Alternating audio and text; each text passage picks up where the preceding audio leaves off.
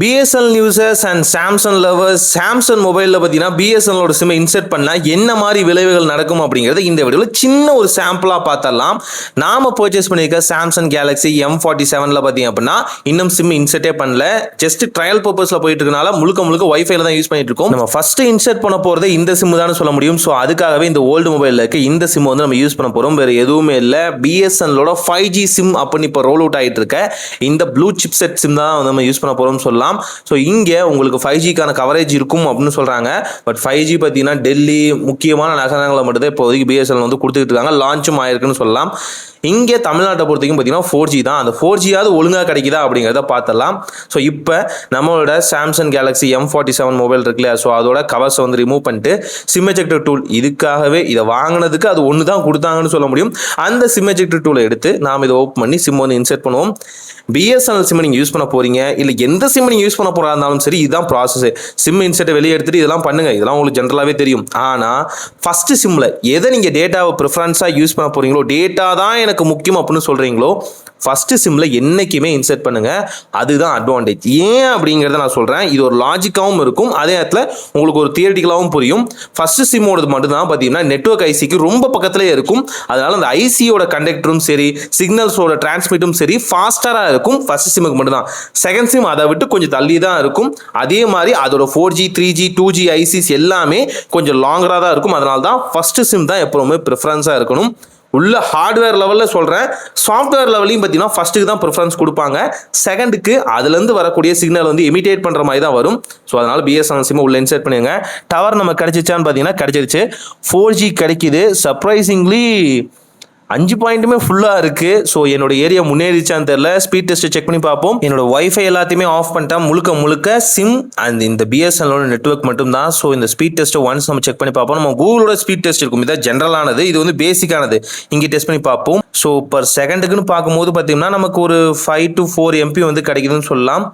ரொம்ப சூப்பர் இல்லை, அதே இடத்துல ரொம்ப சுமாரும் இல்லை. முன்ன இருந்தது காட்டியும் இப்போ எவ்வளோ பரவாயில்ல.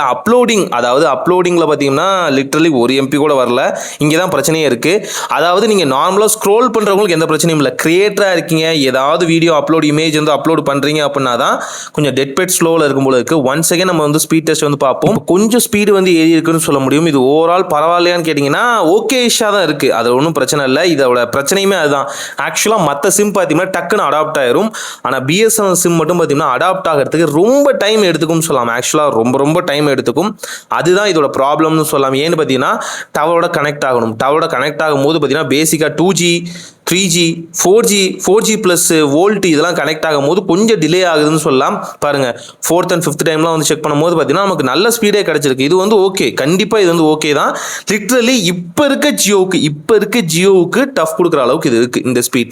ஆனால் இதே மெயின்டைன் ஆகுமா அப்படின்னு கேட்டிங்கன்னா அங்கே தான் சின்ன பிரச்சனைகள் இருக்குன்னு சொல்லலாம். நம்ம சும்மா சர்வ் பண்ணி பார்க்கலாமே, ஏதாவது யூடியூப் வீடியோ வந்து நம்ம சர்வ் பண்ணி பார்க்கலாம். ஸோ என்னோட செகண்டரி சேனல் இருக்க வீடியோவே போடுறேன். ஓரளவுக்கு நல்லா தான் ப்ளே ஆகிட்டு இருக்கு. உடனே வந்து ப்ளேயும் ஆயிடுச்சு, எந்த பஃபரிங்கும் இல்லை. இது ஒன்றா. அதுக்கடுத்து குவாலிட்டி நம்ம வந்து இன்க்ரீஸ் பண்ணி பார்க்கலாம். 720 60 FPSக்கு வந்து போடுவோம். ஸோ நமக்கு ஓரளவுக்கு பார்த்தீங்கன்னா பஃபர் ஆகாமல், அதாவது 144 720க்கு மாறும் போது எந்த எனக்கு கிளிச்சும் ஆகலை. இதே மாதிரி பார்த்தீங்கன்னா 1080p 60 FPSக்கும் வந்து போடலாம். ஸோ இதுவுமே பார்த்தீங்கன்னா அடாப்டிவாக டக்குன்னு வந்து ஒர்க் ஆகுதுன்னு சொல்லலாம். ஓவரால் நீங்கள் சோஷியல் மீடியா யூஸ் பண்ணுவீங்க, யூடியூப், ஃபேஸ்புக், வாட்ஸ்அப், மற்ற விஷயங்கள் எல்லாத்தையுமே பயங்கரமாக ஸ்க்ரோல் பண்ணுவீங்க அப்படின்னா உங்களுக்கு அதுதான் பேசிக் நீடுங்கும் போது எந்த வகையான பிரச்சனையுமே இல்லை. ஓரளவுக்கு பார்த்தீங்கன்னா காம்பேக்டாக இந்த சிம்மும் பார்த்தீங்கன்னா டேட்டா கன்சியூம் வந்து எடுக்குதுன்னு சொல்லலாம். இது என் ஏரியாவை பொறுத்த வரைக்கும் இந்த சிச்சுவேஷன் தான். ஸோ நம்ம ஊக்லாலையுமே வந்து செக் பண்ணி பார்க்கலாம். அதை ஸ்பீட் டெஸ்ட்டையும் வந்து செக் பண்ணி பார்க்கலாம். எல்லாத்துலேயுமே நமக்கு ஓவராலான ரிசல்ட் வந்து ஒரே மாதிரி கிடைக்குதா அப்படிங்கிறதையும் பார்த்துடலாம். ஸோ இங்கேயே பார்த்தா தெரியும், பர் செகண்டுக்கு 20 MB வரைக்கும் பார்த்தீங்கன்னா நமக்கு வந்து கிடைக்குதுன்னு சொல்லலாம்.